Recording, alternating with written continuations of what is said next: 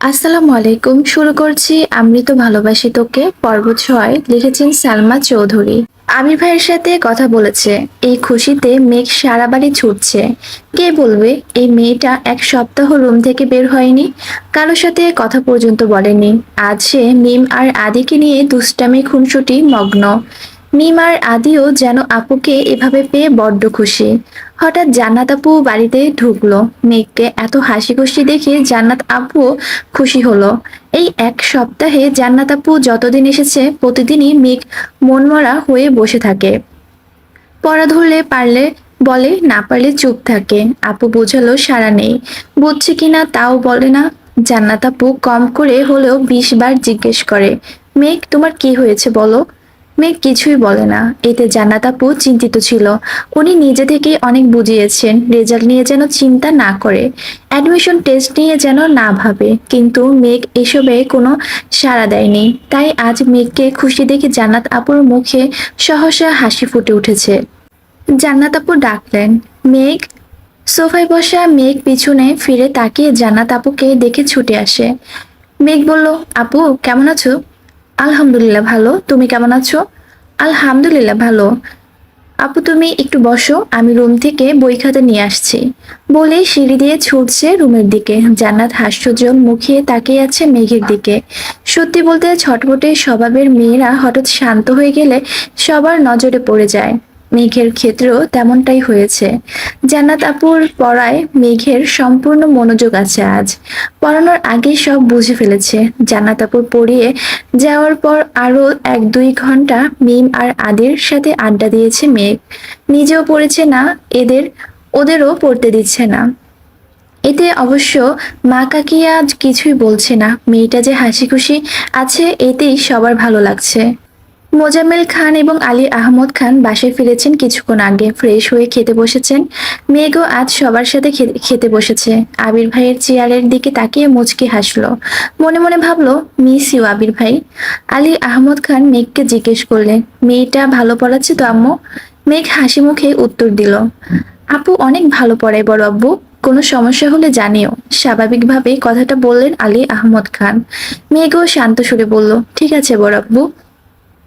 মেঘ রুমে এসে শুয়ে পড়েছে। আজ পড়তে একটু ইচ্ছে করছে না। আবির ভাইয়ের সাথে কথা বলার খুশির সাথে এটাও অনুভব করছে সে আবির ভাইকে ভালোবেসে ফেলেছে। এসব ভেবেই মেঘের অষ্ট ছড়িয়ে আসে। সহসা ডাটা অন করে আবির ভাইয়ের আইডিতে ঢোকে। সেদিন রাগ করে ছবি ডিলিট করার পর আর ছবিগুলো ডাউনলোড করেনি। আজ আবার ইচ্ছে হলো ছবিগুলো সেভ করার। এখন আর রাগ অভিমান আবির ভাইয়ের উপর ছবি ডিলিট করার না, এই প্রতিজ্ঞাই করলো। আবির ভাইয়ের আইডিতে ঢুকে একটা পোস্ট চোখে পড়ে, আমার স্বপ্নগুলো হাতছানি দেয় সন্ধ্যা তারার মাঝে। সাথে কক্সবাজার সমুদ্র সৈকতে তোলা একটা ছবি। ২ ঘন্টা আগে পোস্ট করেছেন। মেঘ সঙ্গে সঙ্গে ছবিতে কেয়ার রিয়েক্ট দিল। একটা লাভ ইমোজিও কমেন্ট করলো। আবির ভাইয়ের ছবি দেখে মেঘেরও কক্সবাজার যেতে খুব ইচ্ছে করছে, কিন্তু চাইলে তো সব ইচ্ছে পূরণ হয় না। এক দৃষ্টিতে ছবিটা কিছুক্ষণ দেখলো, তারপর আস্তে আস্তে সব ছবি সেভ করতে লাগলো। গ্যালারিতে একটা একটা অ্যালবাম খুললো, নাম দিল পাওকি ট্রাম্পল। এখানে আবির ভাইয়ের সব ছবি একসাথে রাখলো। আবির ভাইকে দেখতে দেখতে কখন ঘুমিয়েছে কে জানে। কেটে গেল আরো ২-৩ দিন। মেঘ নিজের রুটিন মতো খায়, গোসল করে, ঘুমায়, পড়াশোনা করে। মাঝখানে ৫-৭ দিন একদমই পড়াশোনা করেনি। এই গ্যাপটাও এখন ফিল আপ করেছে। ক্লান্ত লাগলে আবির ভাইয়ের ছবি দেখে। আজ কোচিং টিউশন কিছু নেই, তাই দুপুরে খেয়ে ঘুমিয়েছে মেঘ। বিকেলে ঘুম থেকে উঠে ফ্রেশ হয়ে নিচে আসে কফি খাওয়ার জন্য। নিচে আসতেই চোখে পড়ে মিম আর আদি অনেক গিফট ছড়িয়ে দেখছে। মেঘকে দেখে আদি ছুটে যায় মেঘের কাছে। আদি বলল, আপু দেখো ভাইয়া কত গিফট নিয়ে এসেছে আমাদের জন্য। অনেকগুলো শামুক এনেছে, সবার নাম লেখা। আসো আসো। এরই মধ্যে মিম ২টা শামুক নিয়ে আসে। দেখো আপু, তোমার নামের একটা, আমার নামের একটা। মেঘ এক পলক তাকালো শামুকের দিকে। শামুকগুলোর উপর সুন্দর করে ভেসে আছে নামটা। মেঘ উত্তেজিত কণ্ঠে জিজ্ঞেস করলো, আবির ভাই কখন এসেছে? মিম হাসি মুখে উত্তর দিল, কিছুক্ষণ আগেই এসেছে।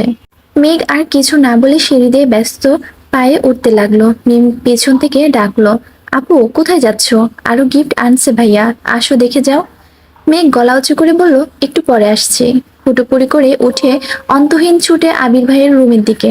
ঠিক দরজার সামনে এসে থামে। উত্তেজিত হাতের ধাক্কায় চাপানো দরজা সহসা খুলে গেল। আবির শাওয়ার শেষ করে কোমরে তাওয়াল জড়িয়ে উন্মুক্ত শরীরে ওয়াশরুম থেকে বের হয়েছে মাত্র।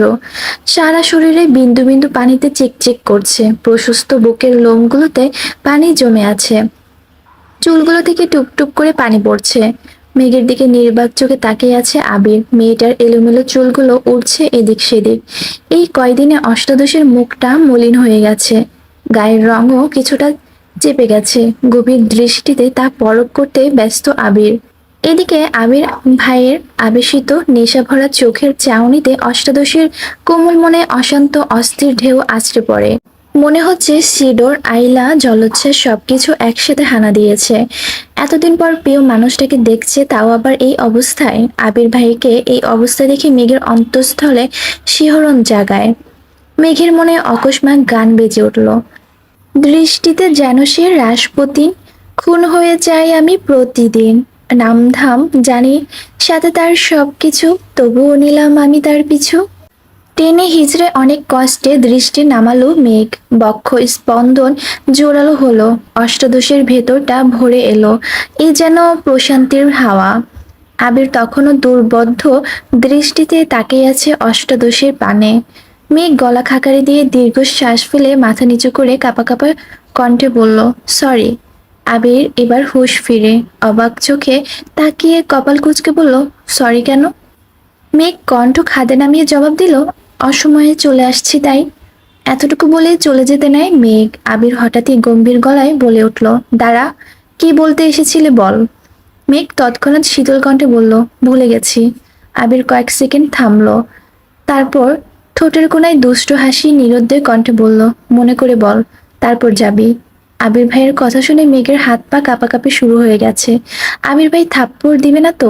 মেঘ নরম সুরে আস্তে ধীরে আবারও বলল, সরি আবির ভাই, এভাবে আর রুমে ঢুকবো না, সরি। আবির কণ্ঠ দ্বিগুণ ভারী করে বিরক্ত নিয়ে বলল, এত ন্যাকামি করছিস কেন মেঘ? তুই কি চাচ্ছিস এখন আমি চিৎকার দিয়ে বাড়ির সব মানুষ জড়ো করে বলি?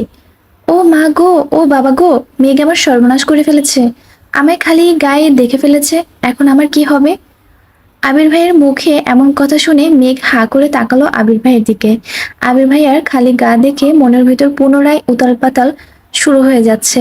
মেঘের সমস্ত গায়ে স্রোতের মতো শীতল হাওয়া বয়ে যায়। তৎক্ষণাৎ মাথা নিচু করে ফেললো মেঘ। আবির শক্ত কণ্ঠে আবার বলল, আমি মেয়ে না যে আমার এই অবস্থা দেখে ফেলেছিস বলে মানসম্মান চলে যাবে? তুই কি বলতে আসছিলি সেটা বল। মেঘ এবার মাথা নিচু করে কাঁপা কাঁপা গলায় আস্তে আস্তে বলল, আপনাকেই দেখতে এসেছিলাম। আবির ভ্রু কুঁচকে তাকালো, তৎক্ষণাৎ বলে উঠল, দেখতে আসছিস দেখ, খোঁজ নে আমার। এত ফর্মালিটি করছিস কেন? মেঘ নরম সুরে বলল, দেখেছি, এখন আসি।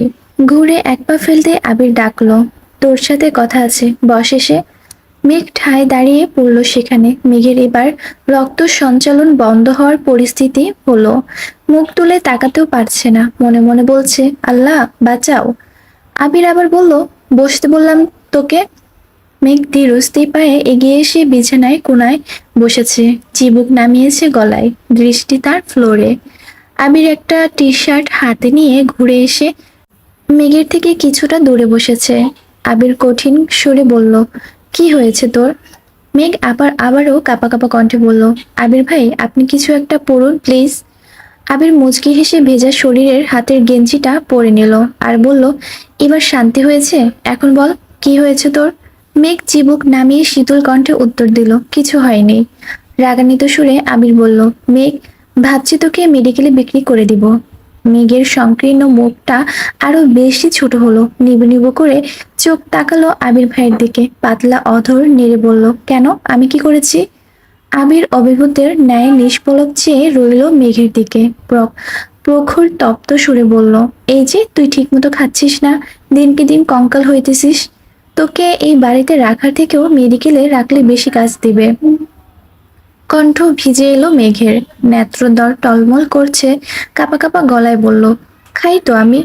আবির এবার সরুর নেত্রে তাকালো মেঘের দিকে, আর তার চোখের দিকে নেত্র যুগল টাই টুম্বুর হয়ে আছে।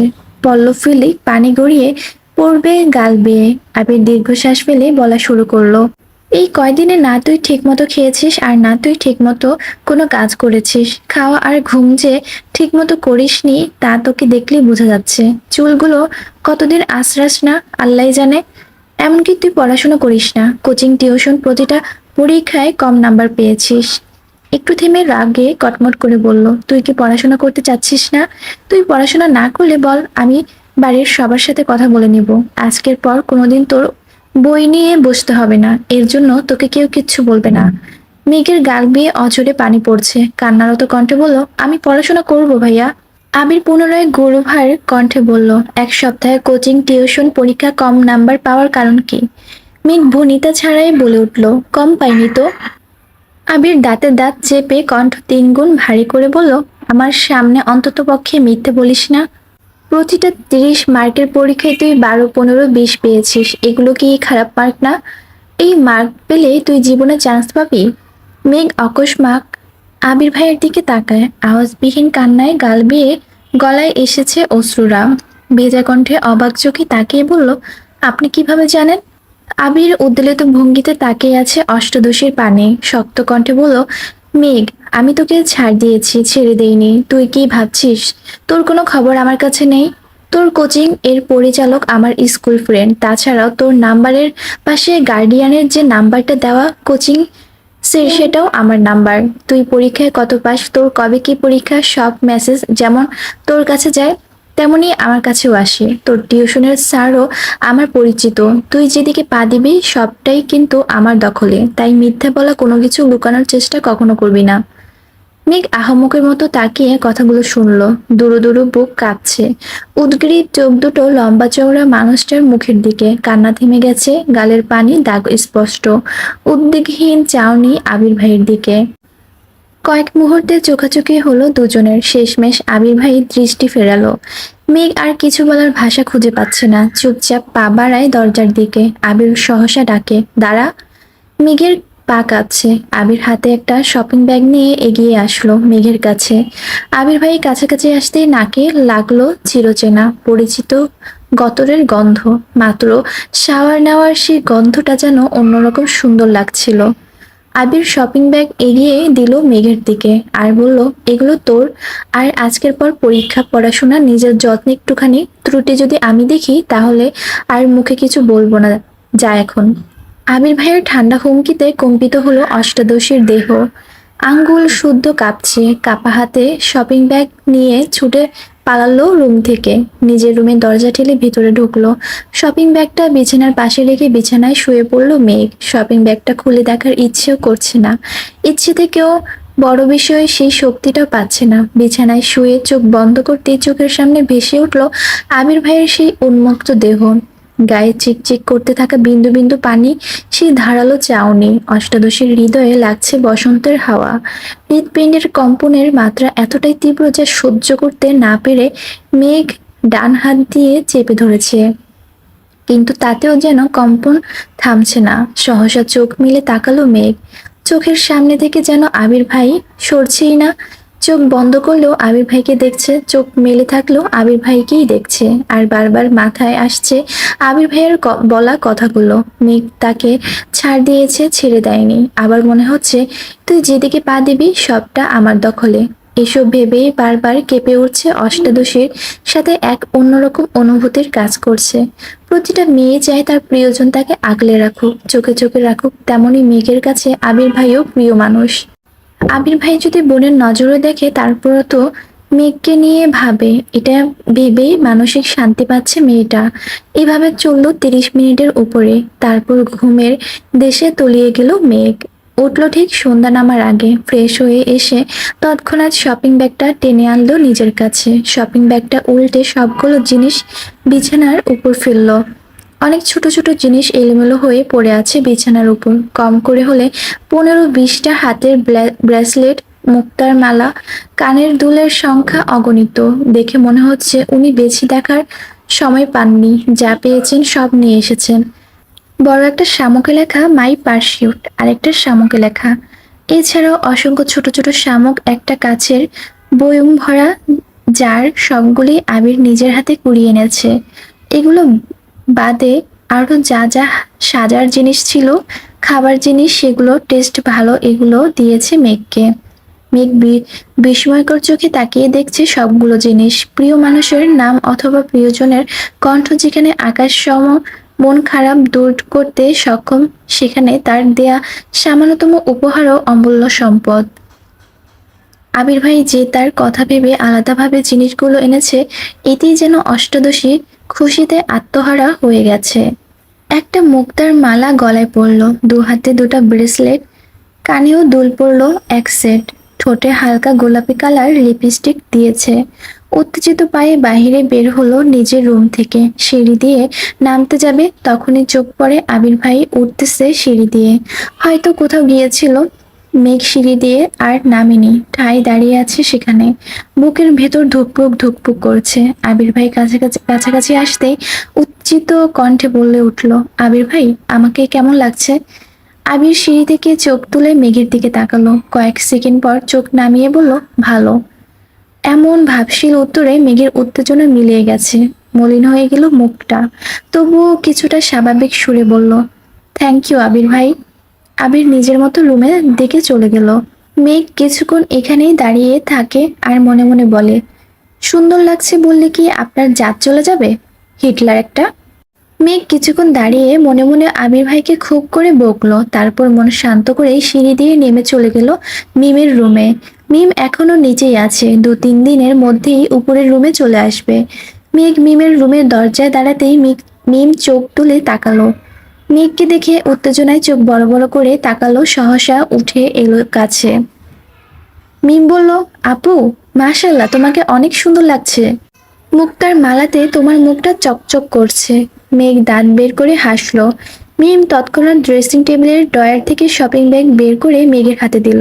মেঘ জিনিসগুলো বের না করে দেখার চেষ্টা করলো। মিমের জন্য আনা জিনিস মেঘের 3 ভাগের 1 ভাগ হবে। মেঘ স্বাভাবিক কণ্ঠে বলল, সবগুলো সুন্দর হয়েছে। তুই এক সেট পর, তারপর আমরা ছবি তুলব নে। মিমও হাসি মুখে রাজি হয়ে গেল। মিম হালকা সাজুগুজু করে নিল।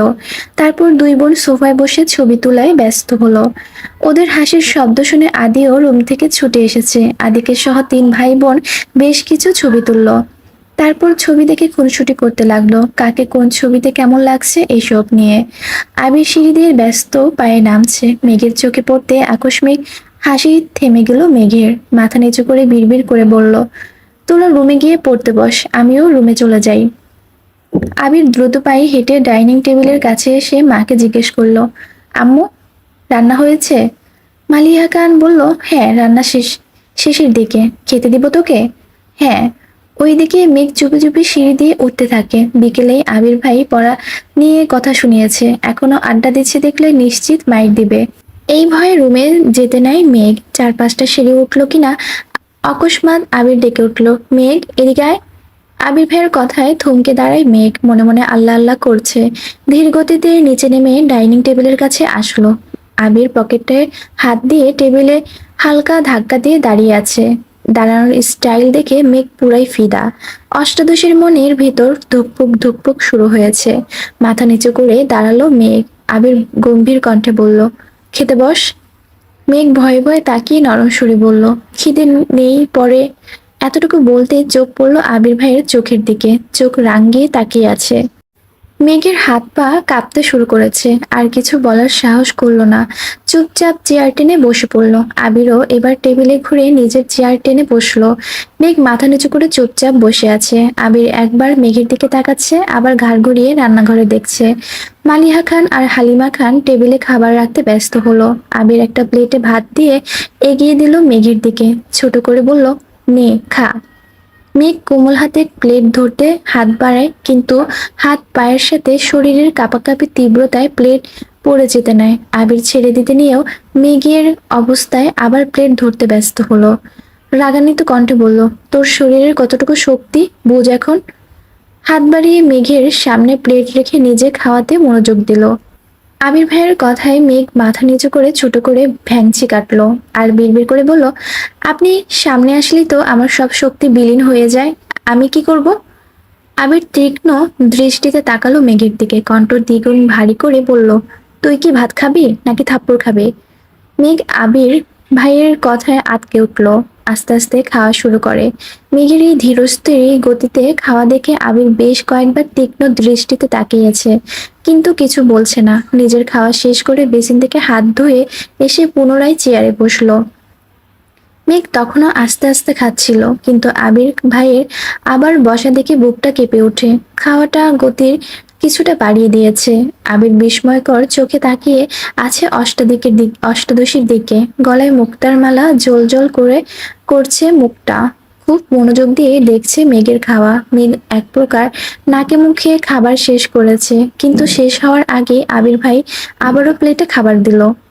মেঘ থাপ্পড়ের ভয়ে বলতে চেয়েও কিছু বলতে পারছে না, বাধ্য মেয়ের মতো চুপ করে খাচ্ছে। এদিকে আবির মেঘের দিকে তাকিয়ে মুচকি মুচকি হাসছে। হালিমা খান আর মালিয়া খান রান্নাঘরে কাজ করছিলেন, কিন্তু আবিরের এমন কর্মকাণ্ডে তারাও যেন খুশি হয়েছেন। মেঘ বাড়ির কারো কথা না শোনে না, বড় আব্বুর সামনে একটু সমানার্থে লক্ষ্মী মেয়ের মতো থাকে। তাছাড়া বাবা মা কাকামণি কাকিয়া কারো কথাই শোনে না। তানভীর এত বছর ধমকে একটু একটু খাওয়াতে, কিন্তু সারাদিন মুখ ভোঁতা করে রাখতো। তানভীর সারাদিন শেষে রাতের বেলা বোনের জন্য এটা সেটা কিনে এনে বোনের রাগ ভাঙাতো। এত বছর পর আবির যেন দ্বিতীয় ব্যক্তি, যে মেঘকে শাসন করে, জোর করে খাওয়ায়, আর মেঘও যেন বাধ্য মেয়ের মতো সবকিছু মেনে নেয়। তানভীর ভাইয়ার সামনে তেজ দেখালো, আবির ভাইয়ের সামনে মেঘ একেবারে নিশ্চল হয়ে যায়। মেঘের দুর্দশা দেখে মালিহা খান রান্নাঘর থেকে বলছে, মেয়েটা ছেড়ে দে বাবা, আর খেতে পারছে না তো। আবির গম্ভীর কণ্ঠে বলল, ও যদি ঠিকমতো খেত তাহলে আমার এভাবে বসে থাকতে হতো না। কেউ আর কোনো কথা বলল না। মেঘ চুপচাপ খাওয়া শেষ করলো। মেঘের খাওয়া শেষ হওয়া মাত্রই আবির উঠে বের হয়ে গেল বাড়ি থেকে। মেঘ নিষ্পলক তাকিয়ে রইল কিছুক্ষণ দরজার দিকে, তারপর উঠে নিজের রুমের দিকে চলে গেল। একটু রেস্ট নিয়ে পড়তে বসলো। রাত 12টার উপরে বাজে। মেঘ পড়তেছে, কিন্তু আবির ভাই এখনো আসছে না। চিন্তা লাগছে মেঘের। বারবার উঠে বারান্দায় যাচ্ছে মেঘ। তানভীর ইদানিং খাওয়া দাওয়া বাদ দিয়ে কাজ করছে। মনোনয়নের ফলাফল ঘোষণা করবে আগামীকাল। কারো চোখে মুখে ঘুম নেই। দল থেকে মনোনয়ন পেয়ে পেয়ে গেলে আলহামদুলিল্লাহ, তারপর প্রচারণা চালাতে হবে। তারা কোনোভাবে আজ রাতে তানভীরকে ছাড়ছিল না। গোপন মিটিং চলছে এমপির বাড়িতে। রাজনৈতিক মিটিং মিছিল থেকে ভাইকে আনতে বাধ্য হয়ে আবিরকে যেতে হলো। এমপির বাড়ির হলরুমের মিটিং চলছিল। আবির এমপির বাড়ির সামনে বাইক থামিয়ে হলরুমের দিকে যেতে নিলেই পথ আটকে দাঁড়ায় এমপির মেয়ে। আবির চোখ গোল গোল করে তাকালো মেয়ের দিকে, রাশভারী কণ্ঠে বলল, পথ আটকে দাঁড়িয়েছেন কেন? মেয়ে হাসি মুখে উত্তর দিল, আপনাকে আমার অনেক ভালো লাগে ভাইয়া, প্লিজ আপনার নাম্বারটা দিবেন? আবির কণ্ঠ দ্বিগুণ ভারী করে বলল, আপনাকে তানভীর বলেনি আমি একজনকে ভালোবাসি? মেয়ে এই কথা পাত্তা দিল না, হাসতে হাসতে উত্তর দিল, আমি তো তানভীর ভাইয়ার কথা বিশ্বাস করিনি, উনি আমার সাথে মজা করেছেন। আবির গভীর কণ্ঠে বলল, তানভীর সত্যি কথা বলেছে। মেয়ে এমনভাবে হাসছে যেন মনে হচ্ছে আবির যোগ করছে। আবির এবার দীর্ঘশ্বাস ফেলে রাগান্বিত কণ্ঠে বলল, শোনো মেয়ে, এই আমিময় আবির অন্য কারো মালিকানায় বন্দি। আমার জীবনে অস্তিত্ব জুড়ে শুধু তার রাজত্ব চলে। এমপির মেয়ে অবিশ্বাস্য চোখে তাকালো আবিরের দিকে, কোমল কণ্ঠে বলল, আপনি সত্যি সত্যি কাউকে পছন্দ করেন? আবির সহসা বলে উঠল, সে আমার পছন্দ বা ভালো লাগা নয়, সে আমার ভালোবাসা। আমি আমৃত্যু ভালোবাসবো তাকে। মেয়েটার চোখ টলমল করছে। এটা দেখে আবির এবার বিরক্তি নিয়ে বলল, শোনো, আমি শুধুই তোমার মোহ। দুদিন পর সব মোহ কেটে যাবে। আর যে সত্যি সত্যি তোমার জন্য আসবে, সে তোমাকে কখনো অজুহাত দিবে না। তার কাছে তোমার প্রায়োরিটি থাকবে সবার প্রথমে, যেমন আমার কাছে সর্বোচ্চ প্রায়োরিটি আমার প্রেয়সীর। আশা করি তুমি আমার কথাগুলো বুঝতে পেরেছো। তাই ভবিষ্যৎ এমন কোনো কাজ করবা না বা এমন কোনো কথা বলবা না যে কারণে তোমার ওই পাগলামিগুলো নিয়ে আমায় সিরিয়াস হতে হয়। ভালো থেকো। গম্ভীর কণ্ঠে কথাগুলো বলে হলরুম থেকে পা বাড়ায় আবির। পিছন থেকে এমপির মেয়ে ডেকে উঠল, সরি ভাইয়া, আর কখনো এমন হবে না, প্লিজ আব্বুকে কিছু বলবেন না, প্লিজ। আবির মুচকি হাসলো। মেয়েটা যে তার কথা বুঝতে পেরেছে, এতেই ভালো লাগলো আবিরের। হলরুমে ঢুকে সালাম দিল এমপিকে। আবিরকে দেখে হ্যান্ডশেক করলেন এমপি। হাসি মুখে জিজ্ঞেস করলেন, কেমন আছো আবির? আবির স্বাভাবিক কণ্ঠে বলল, জি আলহামদুলিল্লাহ ভালো, আপনি কেমন আছেন? এমপি এবার চিন্তিত সুরে বললেন, আলহামদুলিল্লাহ ভালো, তবে নির্বাচন নিয়ে একটু ঝামেলায় আছি। তা তোমার কোনো দরকার ছিল? আবির ঠান্ডা কণ্ঠে বলল, আসলে তানবীরকে নিতে এসেছিলাম, এত রাতে কিভাবে যাবে এজন্য। এমপি আবারও হাসি মুখে বললেন, মিটিং শেষ, খাওয়া দাওয়া করে চলে যেও। আবির বলল, আমরা খাবো না, অনেক রাত হয়ে গেছে, অন্য কোনো সময় খাবো। এমপি আর জোর করলেন না। আবির তানবীরকে নিয়ে বের হলো বাড়ি থেকে। বাইকে আবির পিছনে চুপচাপ বসে আছে তানবীর। অনেকটা পথ যাওয়ার পর তানবীর ভয় ভয় বলল, ভাইয়া এমপির মেয়ের সাথে দেখা হয়েছিল? আবির বলল, হ্যাঁ। তানবীর আস্তে আস্তে বলল, তাকে কি বোঝাতে পেরেছেন?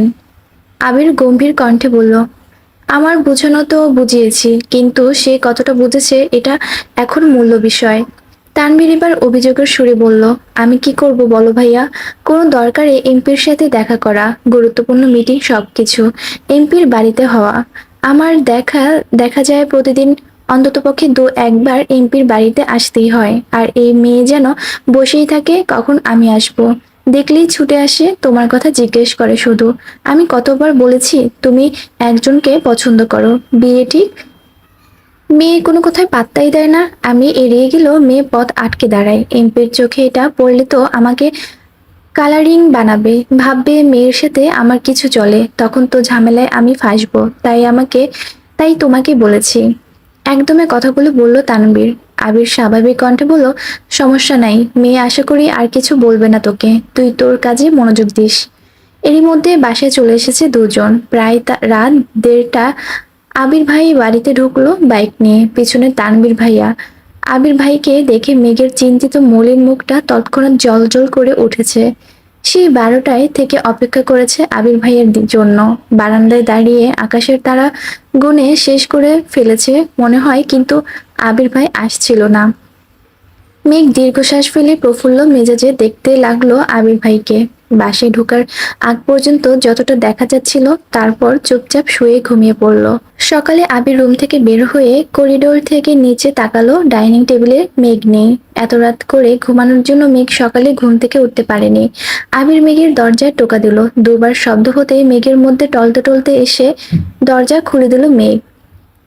হাত দিয়ে চোখ কচলাতে কচলাতে তাকালো। সহসা অক্ষি যুগল বিপুল হলো মেঘের। আবির বিমোহিত লোচনে চেয়ে আছে অষ্টাদশীর মুখের পানে। সদ্য ফুটে ওঠা পদ্ম ফুলের ন্যায় সুন্দর লাগছে মেঘকে। খুব করে চাইছে দৃষ্টিতে সরাতে, কিন্তু পারছে না। আবির ভাইকে দেখে মেঘের বুকের ভেতর সেই টিপ টিপ আওয়াজ স্পষ্ট বোঝা যাচ্ছে। মেঘ মুখ ফুঁসকে ডেকে উঠল, আবির ভাই। তৎক্ষণাৎ ঘোর কাটল আবিরের, কিছুটা নড়েচড়ে উঠল। আবির ঠান্ডা কণ্ঠে শুধালো, এত রাতে বেলকনিতে দাঁড়িয়েছিলি কেন? আবির ভাইয়ের প্রশ্ন শুনে আঁতকে উঠে মেঘ। অকস্মাৎ চিরচেনা গতরের কাঁপাকাঁপি তীব্র হয়ে ওঠে। বুকের ভেতর হাঁসফাঁস শুরু হয়েছে। হৃদয় স্পন্দন অনেক বেশি জোরালো এখনো। চিবুক নামিয়ে চাপা কণ্ঠে বলল, রাতে ঘুম ভেঙে গিয়েছিল। আবির ভ্রু কুঁচকে তাকালো, সহসা গম্ভীর কণ্ঠে বলে উঠল, ঘুম ভেঙেছিল নাকি ঘুমাইতে যাসনি, সত্যি করে বল। আবির ভাইয়ের সামনে দাঁড়িয়ে মিথ্যে কথা বলার সাহস অষ্টাদশীর এখনো হয়নি। ভয়ে ভয়ে বলল, ঘুম আসছিল না। আবির এবার ভ্রু নাচিয়ে শুধালো, কেন? মেঘ আর কিছু বলতে পারছে না, মনে হচ্ছে কথা আটকে আসছে গলায়, কোনো আওয়াজ বের হচ্ছে না মুখ থেকে। আবির শ্বাস ঝাড়ে ভারী সুরে বলল, কি হলো? আবির ভাইয়ের ভারী কণ্ঠে চুপসে গেল মেঘ। বিড়বিড় করে বলল, আপনার জন্য। আবির তীক্ষ্ণ দৃষ্টিতে তাকায়। কয়েক মুহূর্ত নীরব থেকে কণ্ঠ 3 গুণ ভারী করে বলল, কেন মেতেছিস ধ্বংসের খেলায়? মেঘ, কখনো অনিশ্চিত ভবিষ্যতের পিছনে ছুটবি না। নিজের লক্ষ্য স্থির না করলে জীবনে কখনো সফল হতে পারবি না। আমির ভাইয়ের এত কঠিন কথাগুলো মেঘের মাথায় 3 হাত উপর দিয়ে গেল। কিছুই বুঝতে পারল না সে। চিবুক নামিয়েছে গলায়, অষ্ট উল্টে গাল ফুলালো। আবির শুকনো দৃষ্টিতে দেখছে। আবার রাগান্বিত কণ্ঠে আবির বলে উঠল, এখন যে সময়টা কাটাচ্ছিস সেই সময় আর কখনো আসবে না। আজে বাজে চিন্তা ভাবনা বাদ দিয়ে পড়াশোনায় মনোযোগ দে। মেঘ এবার বুক ফুলিয়ে শ্বাস নিল, ধীর কণ্ঠে ডাকলো, আবির ভাই। সহসা আবিরের তীব্র রাগ বিলীন হয়ে গেছে। ভ্রুকুচকে শান্ত চোখে তাকালো অষ্টাদশীর দিকে। অতঃপর মৃদুগামী কণ্ঠে শুধু বলল, হুম। এই হুমতে যেন এক আকাশ সম ভালোবাসা, আবেগ, অনুভূতি মিশে আছে। মেঘ অতর্কিত তাকালো আবির ভাইয়ের অভিমুখে। এই মোহঘর মেশানো শোনার জন্য মেঘের আমৃত্যু আবির ভাইকে ডাকতে ইচ্ছে হচ্ছে। মেঘ সারা জীবন আবির ভাইকে কানের কাছে ঘ্যান ঘ্যান করবে। আবির ভাইয়ের প্রত্যুত্তরে শুধু বলেই হবে। এসব ভেবে অষ্টাদশীর ঠোঁটের কোণে হাসি ফুটে উঠেছে। আবির পুনরায় গম্ভীর কণ্ঠে বলল, কিছু বলবি? আবির ভাইয়ের কণ্ঠে মেঘের অনিদিতে কল্পনাটা অবসান ঘটল। এক সেকেন্ডে গায়েব হলো ঠোঁটের কোণের মিষ্টি হাসি। চিবুক নামালো আবির ভাইয়ের মুখের থেকে। অষ্টপুট নেড়ে নম্রভাবে বলল, আবির ভাই আপনি একটু তাড়াতাড়ি বাসায় আসবেন প্লিজ। অকস্মাৎ কথাটা বলে ফেলল মেঘ, কিন্তু এরপরেই শুরু হলো কাঁপাকাঁপি। বুকের ধুকপুকানি বেড়ে যাচ্ছে। আল্লাহ জানে আবির ভাই থাপ্পড়ি দেয়নি কি। সহসা দুহাত নিজের দুগালে রাখলো মেঘ। আবির ধমক দিতে নিয়ে মেঘের এমন কাণ্ডে কপাল কুঁচকালো। ঢোক গিলে রাগ গিলে সহসা চাপা কণ্ঠে বলল, কেন? অষ্টাদশীর গালে হাত রেখে কাঁপা কাঁপা কণ্ঠে বলল, আপনি বাসায় না ফিরলে আমার ঘুম আসে না। কথাটা বলে দু চোখ বন্ধ করে কপাল কুঁচকে দাঁতে দাঁত চেপে ধরল মেঘ। আবির প্রশস্ত নেত্রে চাইল অষ্টাদশীর দিকে। মেঘের হালচাল দেখে ঠোঁটের কোণে হাসি ফুটে ওঠে, কিন্তু অষ্টাদশীর চোখ বন্ধ থাকায় শব্দহীন সেই হাসি দেখতে পেল না। আবির নিগ্রোর দৃষ্টিতে তাকিয়ে আছে অষ্টাদশীর দিকে, যেন এই দৃষ্টি সহজে কাটানো সম্ভব না। কয়েক মুহূর্ত চলল এভাবে। কিছুক্ষণ পর আবিরের ফোনে কল আসার মনোযোগ নষ্ট হলো। পকেট থেকে ফোন বের করলো। অফিসের কল তৎক্ষণাৎ রিসিভ করলো। 30 সেকেন্ড হবে হয়তো, কথা বলে রেখে দিল। এতক্ষণে মেঘ অনেকটাই স্বাভাবিক হয়ে গেছে, কিন্তু গাল থেকে হাত নামায়নি এখনো। আবির কল কেটে পুনরায় শক্ত কণ্ঠে বলল, আমার তাড়াতাড়ি অফিসে যেতে হবে। আমার খাওয়া শেষ হওয়ার আগে তোকে যেন খাবার টেবিলে দেখি।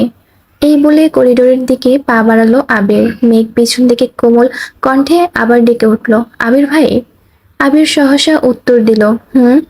এই হুমটা ছোট্ট মেঘের বুকে বারবার যেন ধাক্কা লাগছে।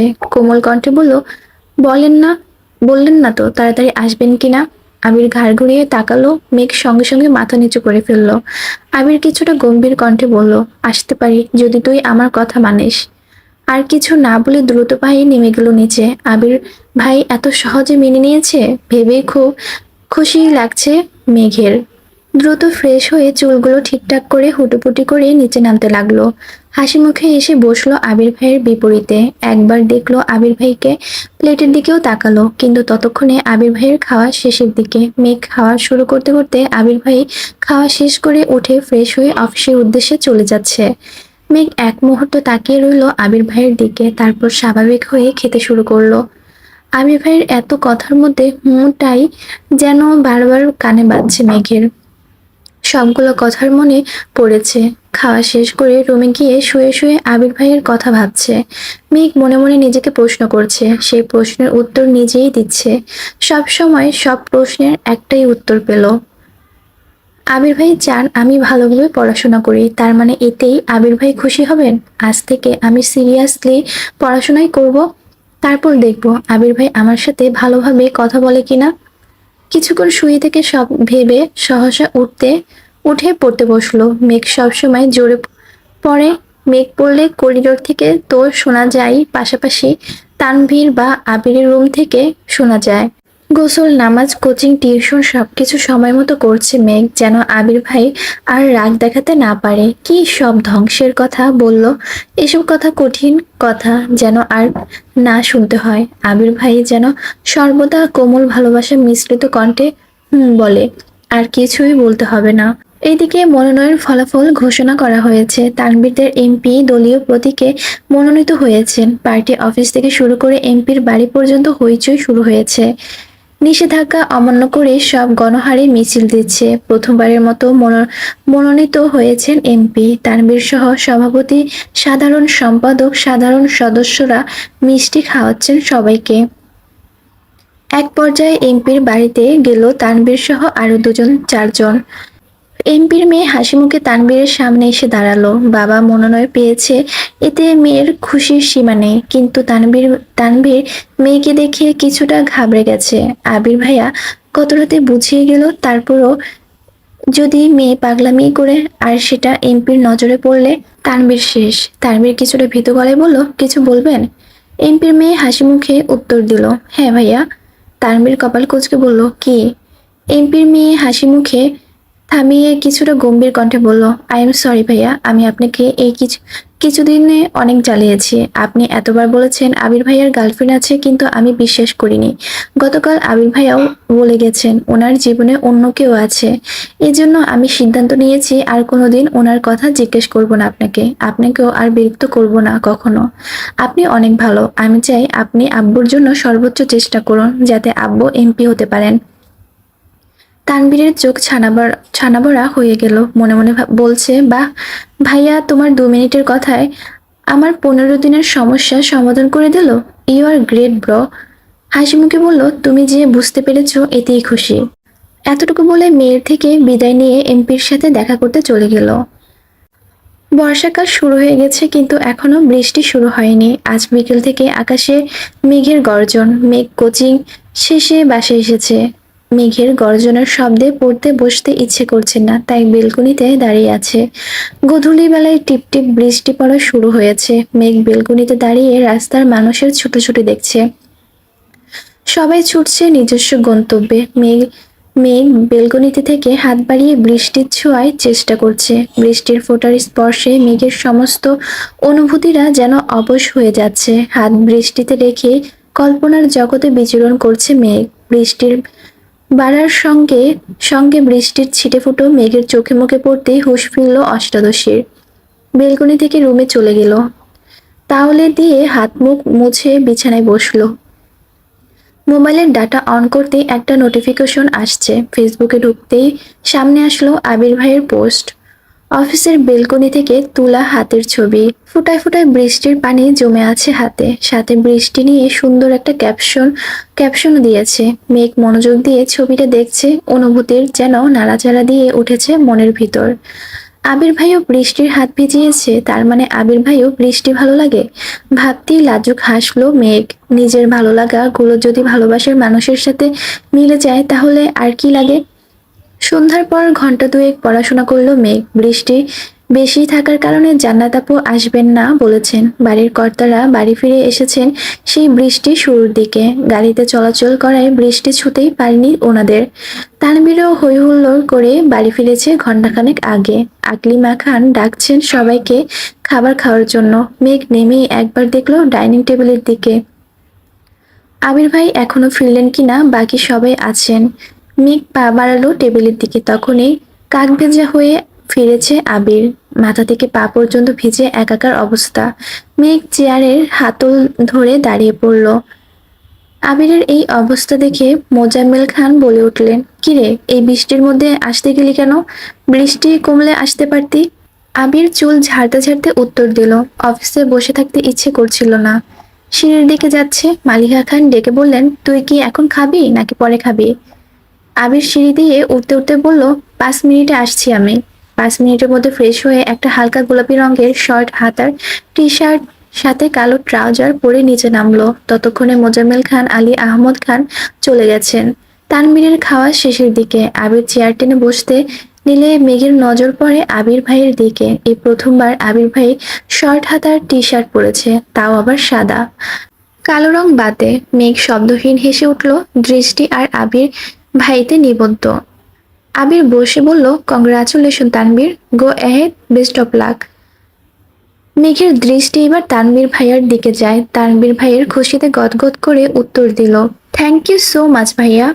আবির এবার কিছুটা চিন্তিত সুরে বলল, ওই বিষয়টা কি সমাধান হয়েছে? এবারও তানবীর হাসি মুখে জবাব দিল, জি ভাইয়া, আমার কাছেও মাপ চেয়েছে। মেঘ মনোযোগ দিয়ে দুই ভাইয়ের কথোপকথন শুনছিল। সহসা উত্তেজিত কণ্ঠে বলে উঠল, কি হয়েছে? আবির মেঘের দিকে তাকিয়ে উত্তর দিল, তানবীরের নেতাদলীয় মনোনয়ন পেয়েছে। মেঘও এবার খুশি মনে ভাইয়াকে অভিনন্দন জানায়, সাথে মিম আর আদিও অভিনন্দন জানায়। মিম মজার ছলে বলে উঠল, ভাইয়া, আমাদের ট্রিট দিবা না? তানবীর বলল, কি ট্রিট চাস বল। মেঘ তৎক্ষণাৎ উত্তর দিল, এখন ট্রিট লাগবে না, জিতলে পরে বড় করে ট্রিট খাবো। তানবীর বলল, ঠিক আছে, আজকে তাহলে আমার পক্ষ থেকে তোদের নুডলস ট্রিট দিব রাত 10টায়। মিম বলে উঠল, তুমি রান্না করবা ভাইয়া? তানভীর দাঁত বের করে হাসলো আর বলল, হ্যাঁ আমি রান্না করব, সাথে ভাইয়াও থাকবে। আবির অকস্মাৎ কপাল কুঁচকে ঠাট্টার সুরে জবাব দিল, ইস, তুই ট্রিট দিবি, আমি কেন হেল্প করব? আনন্দ যেমন তুই করে আসছিস, এখন কষ্টটাও তোকেই করতে হবে। তানভীর ভ্রু গুটিয়ে এক পলক তাকালো ভাইয়ার দিকে, তারপর বলল, ঠিক আছে ঠিক আছে, আমিই করব। তোমাদের আমার রুমে দাওয়াত রাত 10টায়। মেঘ, মিম আর আদি একসাথে বলে ওঠে, ইয়াহু। তানভীর আতকে উঠে বলে, এই থাম থাম, চুপ কর তোরা। বড় আব্বু আর আব্বু শুনলে সব আনন্দ মাটি চাপা দিয়ে দিবে। তিনজনই থেমে গেল। তানভীর খাওয়া শেষ করে উঠে গেল।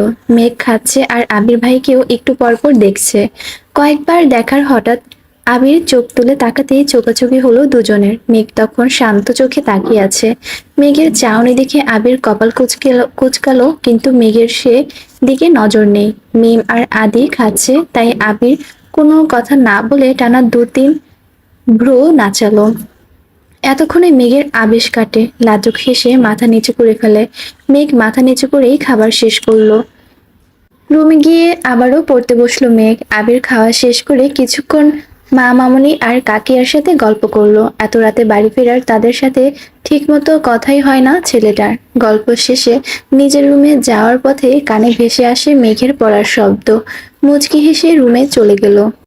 রাত 10টার পর তানবীরের রুমে সামনে হাজির হলো মেঘ। বিছানার উপর বসে আছে মিম আর আদি। তানবীর খাবার পরিবেশন করছে। মেঘ ঢুকতে নিলেই তানবীর বলে উঠে, বনু, বসার আগে ভাইকে একটু ডেকে আসবি প্লিজ। আর হ্যাঁ, জোরে ডাকিস না, আব্বুর কানে গেলে খবর আছে আমার।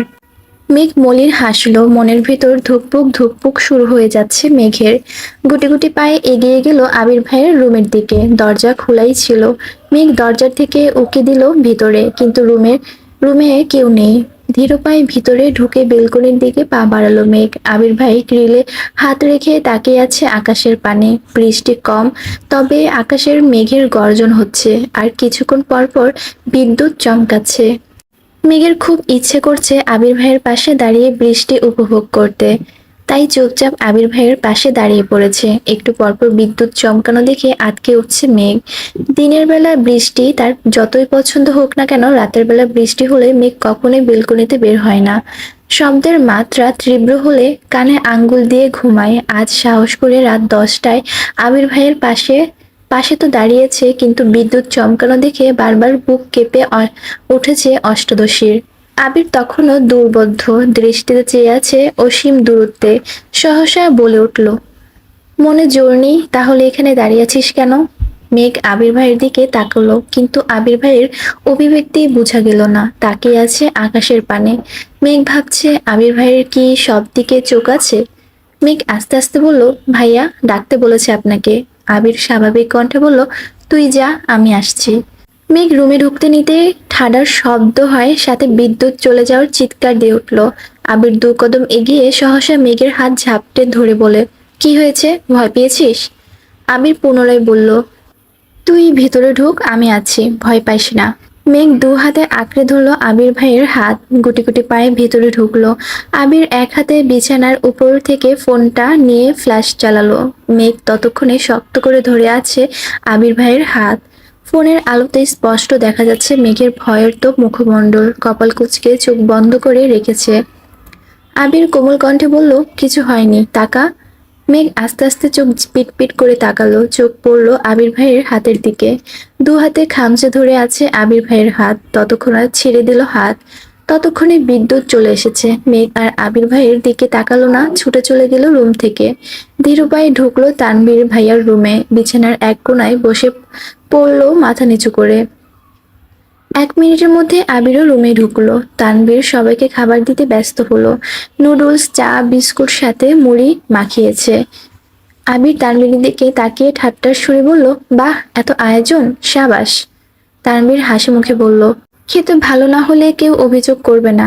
সবাই খাওয়া শুরু করলো। মেঘের গলা শুকিয়ে কাঠ হয়ে গেছে, কোনোভাবেই খেতে পারছে না। কোনোরকম চোখ তুলে তাকালো আবির ভাইয়ের হাতের দিকে। দেখার চেষ্টা করলো খামচিটা কতটা লেগেছে। আবির ভাই হাত ঘোরাতেই চোখে পড়লো সেই দাগ। 3 আঙ্গুলের নখের চাপে চামড়া কেটে রক্ত জমাট বেঁধে গেছে। মেঘ আবির ভাইয়ের হাতের অবস্থা দেখে ভ্রু কুঁচকালো। টালমাটাল করছে চোখ। নিজের প্রতি খুব রাগ হচ্ছে, বারবার দীর্ঘশ্বাস ফেলছে। আদি আবির ভাইয়ের হাত দেখে চিৎকার দিয়ে উঠল, ভাইয়া তোমার হাতে কি হয়েছে? সবার নজর পড়ল আবিরের হাতের দিকে। আবির এক পলক দেখে দেখলো মেঘের দিকে, তারপর স্বাভাবিক কণ্ঠে বলল, কিছু হয়নি। কোথায় লেগে কেটে গেছে? তানবীরের রুম থেকে খেয়ে আবির চলে গেছে নিজের রুমে। 1 মিনিটের মধ্যে মেঘও বের হয়ে গেছে। কোনো দিক না তাকিয়ে চলে গেল আবির ভাইয়ের রুমে। দরজার বাহির থেকে ধীর কণ্ঠে ডাকলো, আবির ভাই। কোনো সাড়া নেই। দ্বিতীয়বার আর একটু জোরে ডাকলো, আবির ভাই। আবির বলল, ভেতরে আয়। আবির আধশোয়া অবস্থায় ফোনে কি যেন করছে। ফ্যানের বাতাসে আবিরের চুলগুলো এলোমেলো উড়ছে। মেঘ আবির ভাইয়ের পায়ের কাছে দাঁড়িয়ে চুপচাপ চেয়ে আছে আবির ভাইয়ের হাতের পানে। আবির অকস্মাৎ বলে উঠল, কিছু বলবি? মেঘ কণ্ঠ খাদে নামিয়ে কাঁপা কাঁপা গলায় বলল, সরি আবির ভাই, এতটা লেগে যাবে বুঝতে পারিনি। আবির স্বাভাবিক কণ্ঠে উত্তর দিল, আমি কি কিছু বলেছি তোকে? মেঘ পুনরায় বলে উঠল, বেশি ব্যথা লেগেছে? মলম লাগিয়েছেন? আবির গম্ভীর কণ্ঠে উত্তর দিল, না, কিছু লাগাতে হবে না। মেঘ তীক্ষ্ণ দৃষ্টিতে চেয়ে শক্ত কণ্ঠে বলে উঠল, লাগাতে হবে। মেঘের শক্ত কণ্ঠের কথা শুনে আবির মোবাইল থেকে চোখ সরিয়ে অষ্টাদশীর পানে তাকালো। মেঘের চোখে মুখে অধিকার বোধ স্পষ্ট প্রতীয়মান হচ্ছে। আবির নিরুদ্বেগ কণ্ঠে বলল, তাহলে তুই লাগাই দে। এতক্ষণ শক্ত থাকলো। এই কথা শোনার পর মেঘ আর শক্ত থাকতে পারলো না। বুকের ভেতর অনুভূতির ঢোল বাজিয়ে নৃত্য করছে। হাত পায়ের কম্পন তীব্র হতে শুরু করেছে। আবির ভাইকে মলম লাগিয়ে দিবে এটা ভাবতে বারবার শিউরে উঠছে অষ্টাদশী। আবির পুনরায় শক্ত কণ্ঠে বলল, হয় নিজে লাগিয়ে দিয়ে যা, না হয় চুপচাপ ঘুমাতে যা, আমি লাগাতে পারবো না। আশেপাশে তাকাচ্ছে মেঘ। চোখ পড়লো ড্রেসিং টেবিলের উপর রাখা মলমের দিকে। মলমটা হাতে নিয়ে আবির ভাইয়ের কাছাকাছি বসলো। হৃৎপিণ্ড ছুটছে এদিক ও সেদিক। আঙ্গুল কাঁপছে অষ্টাদশীর। শীতল হস্তে আলতো ভাব মলম ছোঁয়ালো আবির ভাইয়ের হাতের সেই কাটা অংশে। হালকা কাঁপলো আবিরের হাত। মেঘ পূর্ণ মনোযোগ দিয়ে মলম লাগিয়ে দিচ্ছে। আবির ভ্রু গুটিয়ে শান্ত কণ্ঠে বলল, ভাবিস না তোকে নিয়ে খাটাচ্ছি আমি। যে ভুল করবে শাস্তি তো তাকেই পেতে হবে। মেঘ মনে মনে ভাবছে, এরকম হাজারটা শাস্তি পেতে আমি রাজি। আবির অভিভূতের ন্যায় নিষ্পলক চেয়ে আছে মেঘের দিকে। আবির ভাইয়ের দৃষ্টি বুঝতে পেরে মেঘ চিবুক নামালো। কোনো দিকে না তাকিয়ে কোনো রকম মলম লাগিয়ে চুপচাপ রুম থেকে বের হয়ে যাচ্ছে, যেন আর কিছুক্ষণ আবির ভাইয়ের কাছাকাছি থাকলে নিজেকে বাঁচাতে পারবে না। আবির একবার হাতের দিকে দেখলো, তারপর অষ্টাদশীর যাওয়ার পানে তাকিয়ে মৃদু হাসলো। সকাল বিকাল মেঘের নজর শুধু আবির ভাইয়ের হাতের দিকে। কেটে গেল কয়েকদিন। বাড়ির প্রতিটা মানুষ ব্যস্ত নিজের কাজে। ইকবাল খান সিলেট থেকে রাতে ফিরেছেন। সেই খুশিতে সবাই জড়ো হয়েছে ড্রয়িং রুমের। সাথে বাহারি খাবারের মেলা। সবাই আড্ডা আর খাওয়ার ব্যস্ত থাকলেও বরাবর মতোই আবির ব্যস্ত ছিল নিজের কাজে। সামনের মাসের 1 তারিখে নিজের অফিস শুরু হবে, তাই সবকিছু গোছাতে হচ্ছে। সাথে আবিরের বেস্ট ফ্রেন্ড রাকিব আর রাসেল তো আছেই। রাকিব আর আবির প্রাইমারি স্কুল থেকে বেস্ট ফ্রেন্ড। তারপর তাদের জীবনে আসে রাসেল। বর্তমানে তারা 3জনের জীবন এক সুতোয় বাঁধা, তাই কোম্পানি শুরু করেছে একসাথে। এছাড়াও আরো 2 বন্ধু আছে আবিরের, মোবারক এবং লিমন। এই 5জন প্রতি শুক্রবার একসাথে আড্ডা দেয় মাঝে মাঝে। তানবীর যুক্ত হয় তাদের সাথে। তবে সব বন্ধুর মধ্যেও একজন স্পেশাল ফ্রেন্ড থাকে যে সবকিছু জানে, সেটা হলো রাকিব। সবার মাঝে আবির নেই বলে ইকবাল খান কয়েকবার আবিরকে কল দিচ্ছেন, কিন্তু আবির কল রিসিভ করছে না। কিছুক্ষণের মধ্যেই বাসায় ঢুকলো আবির। পকেট থেকে ফোন বের করতে করতে বলল, সরি কাকামণি, বাইকে ছিলাম তাই রিসিভ করতে পারিনি। ইকবাল খান একগাল হেসে বললেন, সমস্যা নেই, আয় বস। এসে আবির ভাই আসতেই মেঘ সোফা থেকে উঠে জায়গা দেয় আবির ভাইকে। আবির এসে মেঘের জায়গায় বসে স্বাভাবিক কণ্ঠে জিজ্ঞেস করে, কেমন আছো কাকামণি? কাজ ঠিকঠাক হয়েছে? ইকবাল খান হাসি মুখে উত্তর দিলেন, আলহামদুলিল্লাহ ভালো আছি, সব ঠিকঠাক করে আসছি। আশা করি 2 মাসের মধ্যে আর সিলেটে পা দিতে হবে না। ইকবাল খান পুনরায় মজার ছলেই বললেন, তোর কোম্পানি কবে ওপেন করবি? আমাদেরকে দাওয়াত দিবি না? আবির মলিন হেসে উত্তর দিল, ইনশাল্লাহ আগামী মাসের 1 তারিখে। তোমাদের সবার জন্য কার্ড রেডি করেছি, খুব শীঘ্রই পেয়ে যাবে। ইকবাল খান অবাক চোখে তাকিয়ে বললেন, কার্ড? এত ভিআইপি আমি? আবির এবার সশব্দে হেসে উত্তর দিল, কার্ড স্পেশালি আব্বু আর চাচুর জন্য। তুমি একা মিস যাবে কেন? তাই তোমাকেও দিব। তারপর তারা দুজনে ব্যস্ত হলো অফিসের আলোচনায়। এদিকে মেঘ বিমোহিত নয়নে আবির ভাইকে দেখছে আর ভাবছে, একটা মানুষ এত সুন্দর করে কিভাবে কথা বলে। আলী আহমদ খান ও মোজাম্মেল খান হাজির হলো এই আড্ডায়, তাই মেঘ নিজের রুমে গিয়ে পড়তে বসেছে। শুক্রবার মানেই খান বাড়িতে হইচই শুরু হয়ে যায়। প্রতি শুক্রবারের মতো আজও বাড়িতে বেশ পদের রান্না করা হয়েছে। মেঘ ঘুম থেকে উঠে নামাজ পড়ে ঘন্টা দুয়েক পড়াশোনা করেছে। নিচে নেমে মিম আর আদির সাথে আড্ডাও দিতে দিতে নাস্তা করে এসেছে। কিন্তু আবির আর তানভীরের খবর নেই। তানভীরের এমপি মনোনয়ন পাওয়ার পর থেকে তানভীর ব্যস্ততায় বেড়ে গেছে 3 গুণ। তানভীর ছোট থেকেই ভালো ছবি তুলতে পারে। রাজনীতি যেমন তার পছন্দ, তেমনি ছবি তোলাও তার পছন্দের একটা কাজ। এমপি যেই না শুনেছে তানভীর ভালো ছবি তুলতে পারে, সেই থেকে দায়িত্ব দিয়ে দিয়েছে তানভীরের উপর। মনোনয়ন পাওয়ার পর একটা নির্দিষ্ট তারিখ পর্যন্ত এমপির কোণে জনসমাবেশ করতে পারবে না। তাই এমপির পক্ষ থেকে সভাপতি, সাধারণ সম্পাদক, যুগ্ম সম্পাদক থেকে শুরু করে প্রত্যেকে মিলে নির্দিষ্ট জায়গায় জনসমাবেশ আয়োজন করে এবং এমপির বাড়ি থেকে ভিডিও কনফারেন্সের মাধ্যমে তাদের সঙ্গে কথা বলেন। এই টোটাল দায়িত্ব পড়ে গেছে তানভীরের উপর। সারাদিন শেষে বাকিদের থেকে ছবি সংগ্রহ, এডিটিং, ভিডিও ক্রিয়েট সকল দায়িত্ব তানভীরের। সব কাজ শেষ করে ফিরতে ফিরতে রাত 12টা-1টা বেজে যায়। মাঝে মাঝে সময় পেলে একটু আগে চলে আসে। পুরোটাই এখন এমপির মতামতের উপর নির্ভর।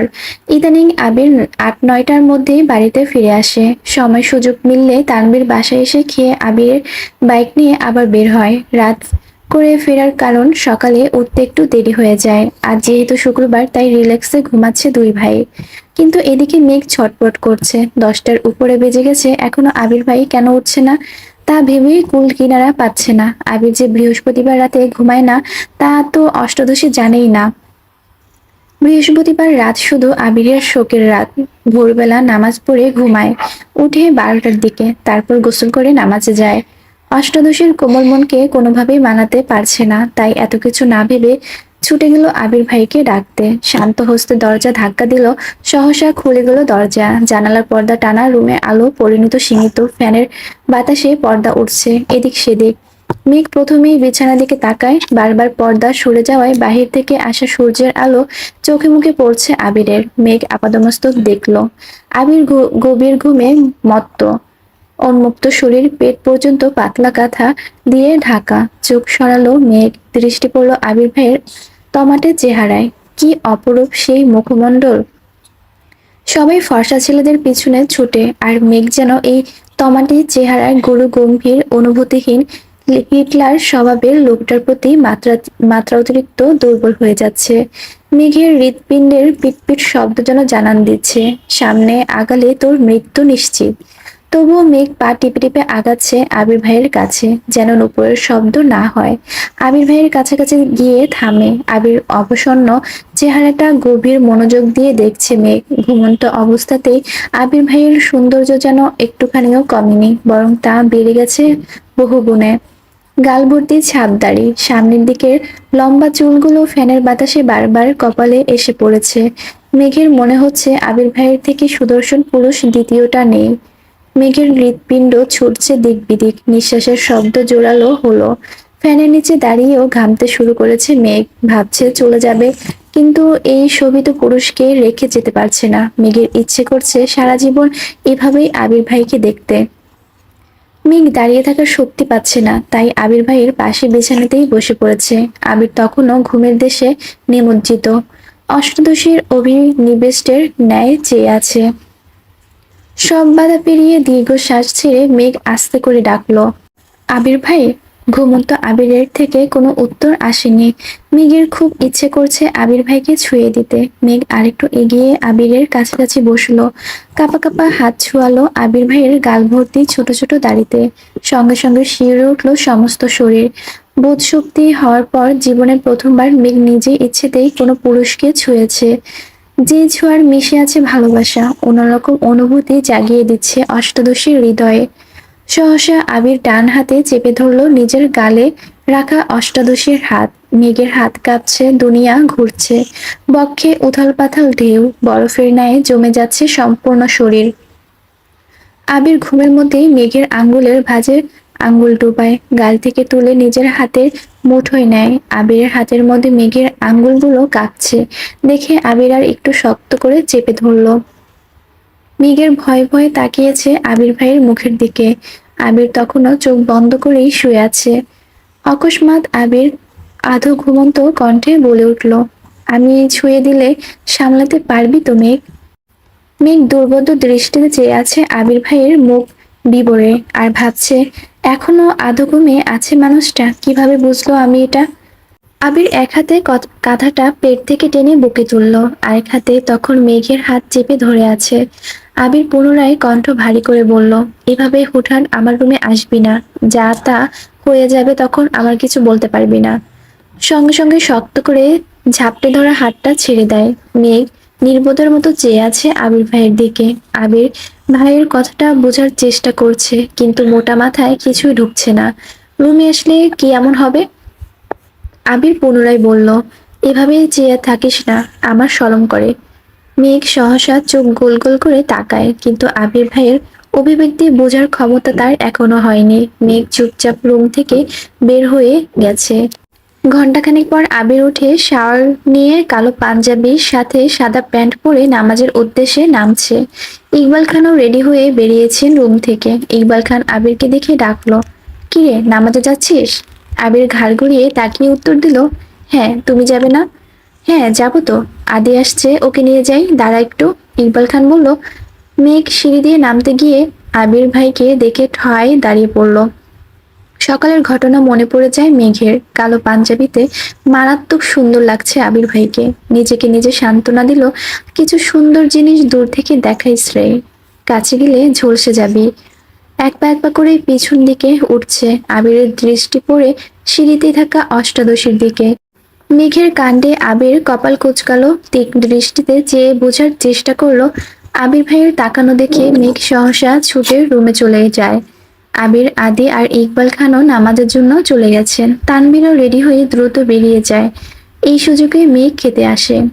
3টায় মেঘের পরীক্ষা আছে টিউশনে, তাই রেডি হয়ে একেবারে বের হয়েছে রুম থেকে। পার্কিংয়ে গাড়ি আছে, কিন্তু ড্রাইভার আঙ্কেল নেই দেখে ফোন বের করলো কল দেওয়ার জন্য। তখনই আবির আঙ্গুলে চাবি ঘুরাতে ঘুরাতে বের হলো। মেঘ ঘাড় ঘুরিয়ে তাকিয়ে আছে আবির ভাইয়ের দিকে। আবির বাইকের দিকে যেতে বলল, আঙ্কেল ছুটিতে আছে, কল দিয়ে লাভ নেই। মেঘ নিস্তব্ধ হয়ে দাঁড়িয়ে আছে, কি করবে বুঝতে পারছে না। রিক্সা দিয়ে চলে যাবে নাকি আবির ভাই নিয়ে যাবে কিছুই তো বুঝতে পারছে না। আবির বাইক টেনে মেঘের সামনে এসে থামলো, ছোট করে বলল, উঠ। মেঘ লাজুক হেসে বাইকে উঠলো। আজ আর তাকে দ্বিতীয়বার বলতে হলো না। বাইকে বসে আবির ভাইয়ের কাঁধে হাত রাখলো। বাইক থামলো টিউশনের সামনে। মেঘ নেমেই ভিতরে ঢুকে গেল। আসার পথে একটা কথাও বলেনি কেউই বা বলবে। মেঘ তো সকালের ঘটনা নিয়ে এখনো আপসেট, আর অন্যদিকে আবির তো ইচ্ছেতে কখনো কথাই বলে না। মেঘ ভিতরে ঢুকে বন্যার পাশে বসলো। দুই বান্ধবী দু একটা কথা বলতে বলতে আবির ঢুকলো ভিতরে। স্যারকে সালাম দিতেই স্যার তাকালো আবিরের দিকে। কয়েক মুহূর্তের পর স্যার বলে উঠল, তুই আবির না? আবির হাসি মুখে উত্তর দিল, জি। কেমন আছেন স্যার? স্যার হাসি মুখে উত্তর দিল, আলহামদুলিল্লাহ ভালো আছি। তোকে কত বছর পর দেখলাম, দেশে আসলি কবে? 20-22 দিন হবে। বাসার সবাই কেমন আছে স্যার? আলহামদুলিল্লাহ সবাই ভালো আছে। মেঘি তো তোর বোন তাই না? জি স্যার, চাচাতো বোন। আবির উত্তর দিল। স্যার হাসি মুখে বললেন, ও তো পড়াশোনায় খুব ভালো, মনোযোগী, কিন্তু মাঝে মাঝে একটু ফাঁকি দেয়, তুই একটু নজরে রাখিস। জি স্যার, আমি আসি তাহলে। আসসালামু আলাইকুম স্যার। মেঘ আর বন্যা এতক্ষণ অবাক চোখে তাকিয়ে আবির ভাই আর স্যারের কথাপত্র শুনছিল। এক বান্ধবী আরেক বান্ধবীর দিকে তাকাচ্ছে বারবার। এর মধ্যে স্যার পরীক্ষা শুরু করে দিয়েছেন। 1 ঘন্টা পরীক্ষা দিয়ে বের হলো দুই বান্ধবী। আবির ভাই রাস্তার পাশে বাইকে বসে ফোন চাপছিল। মেঘকে দেখে বাইক থেকে নেমে দাঁড়ালেন। মেঘ বন্যা থেকে বিদায় নিয়ে আবির ভাইয়ের কাছে এসে প্রশ্ন করলো, আপনি যাননি? আবির ভাই সময় মতো গম্ভীর কণ্ঠে উত্তর দিল, না। আবির পুনরায় স্বাভাবিক কণ্ঠে বলল, কিছু খাবি? মেঘ মাথা দিয়ে হ্যাঁ সূচক মাথা নাড়ালো। আবির বলল, কি? মেঘ ভয় ভয়ে বলল, বকবে না তো? আবির গুরুগম্ভীর কণ্ঠে বলল, কি খাবি বল? মেঘ কণ্ঠ খাদে নামিয়ে বলল, ফুচকা। আবির সহসা বলল, উঠ। বাইক স্টার্ট দিল, থামালো এসে একটা ফুচকার দোকানের সামনে। মেঘ নেমে সাইডে গিয়ে দাঁড়িয়েছে। আবির বাইক থেকে নেমে হেলমেট খুললো। দূর থেকে রাকিব দৌড়ে এসে ঝাপটে ধরে আবিরকে। আকস্মিক ঘটনায় কিছুটা নড়ে ওঠে আবির। রাকিব ঠাট্টা সুরে বলল, কি রে বন্ধু, এই জীবনে তো তোকে ফুচকার দোকানে দেখিনি, তা হঠাৎ এখন কেন? সে আসবে নাকি? আবির চোখে ইশারা দিতে রাকিবের চোখ পড়ে মেঘের দিকে। সঙ্গে সঙ্গে আবিরকে ছেড়ে কিছুটা দূরে গিয়ে দাঁড়ায়। রাকিব হাসি মুখে জিজ্ঞেস করে, কেমন আছেন সরি আপু? মেঘ আবির ভাইয়ের দিকে তাকিয়ে স্বাভাবিক কণ্ঠে উত্তর দিল, আলহামদুলিল্লাহ ভালো, আপনি কেমন আছেন? আলহামদুলিল্লাহ ভালো, আমি রাকিব, তোমার আবির ভাইয়ের ছোটবেলার বেস্ট ফ্রেন্ড। তুমি মেঘ, তাই না? মেঘ উত্তর দিল, জি। ফুচকা খেতে এসেছো? প্রশ্ন করলো রাকিব ভাইয়া। মেঘ পুনরায় ছোট করে বলল, জি। রাকিব এবার হাসি মুখে বলল, আজ আমার পক্ষ থেকে তোমার জন্য ফুচকা ট্রিট, আনলিমিটেড ফুচকা খেতে পারো। মেঘ কিছু বলার আগে আবির রাগান্বিত কণ্ঠে বলল, তোর ট্রিট দিতে হবে না, আনলিমিটেড ফুচকা খাওয়ানোর ক্ষমতা আমার আছে। রাকিব সশব্দে হেসে বলল, আরে বন্ধু, রাগ করছিস কেন? তুই তো খাওয়াবি সারা। এতটুকু বলতে আবির রাকিবের মুখ চেপে ধরে। রাগে ফুঁসতে ফুঁসতে বলে, নিজের কাজে যা, আমারটা আমাকে বুঝতে দে। রাকিব কিছুটা আহত হলো। মেঘের থেকে বিদায় নিয়ে যাওয়ার সময় আবিরের দিকে তাকিয়ে বলল, সন্ধ্যার পর চলে আসিস। আবির সহসা বলে উঠল, ঠিক আছে।